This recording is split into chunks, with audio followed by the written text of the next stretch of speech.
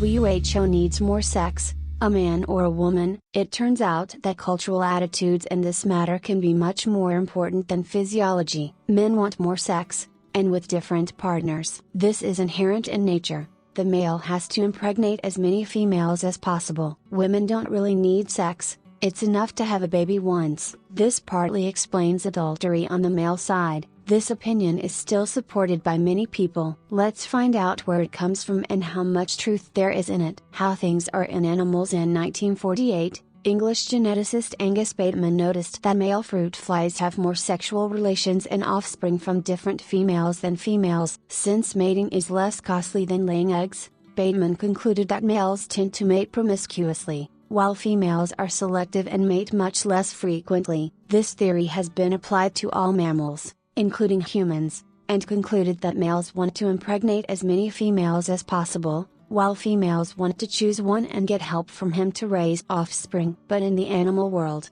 it's not all that simple. For example, in primates both partners benefit from mating on the side. Due to diversity, all participants in the process increase the chances of children's survival. Cheating also occurs among extremely monogamous birds. Husbands fly away to breed in other nests, and at the same time their wives have guests flying in. Earlier it was thought that it was the males who forced the females to mate, but later it was discovered that they actively asked for it themselves. This is useful for the survival of the future generation. The more diverse the genes, the greater the chance that one of the offspring will be more successful. Scientists suggest, when both parents affect survival, their method of pairing, choice of sexual partner, and care for offspring is strikingly similar.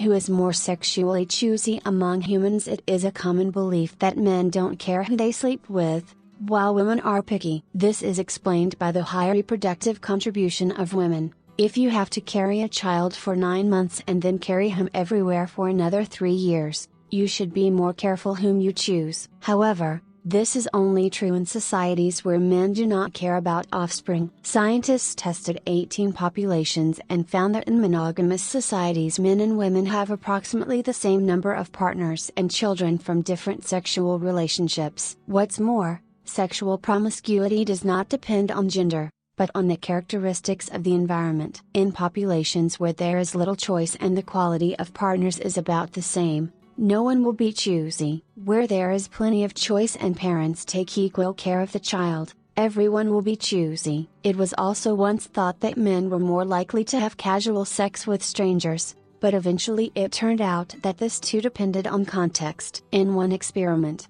subjects were asked how they would evaluate a stranger who offered them sex and what they would say. It turned out that a woman who offered sex was perceived as more intelligent, sophisticated and successful than a guy who did the same thing. This explains why men were more likely to consent to such a connection. Moreover, when participants were told that intimacy was offered by a famous and attractive person or a sophisticated sex offender, the percentage who consented was the same for both sexes. Men and women are equally likely to agree to hook up with a stranger if he or she is cool or good in bed. What about attraction? Some 20th century studies confirm that men are more likely to want sex and have more sex partners than women. Generally, research on such topics comes in the form of surveys, but what one reports and what one actually does are not always the same. In one experiment, participants were asked to name the number of sexual partners, but were warned that scientists could check the truthfulness of the answers. As a result, the numbers in men and women were equal. Men don't need more sex in family relationships either. An analysis of 133 couples found that both parties were equally likely to be partners who needed less sex. Sexual attraction is not a permanent trait like hair color or temperament, but a variable trait. For the same person, intimate desire can vary depending on the particular partner or even the stage of the relationship. In examining attraction as a variable characteristic, scientists have found that it does not differ between the sexes. Men and women respond equally to watching sexual movies, listening to audio with sex sounds and imaginary situations, erotic stories and fantasies. Researchers suggested that the difference in attraction between men and women, which was often observed in experiments, could be explained by cultural stereotypes.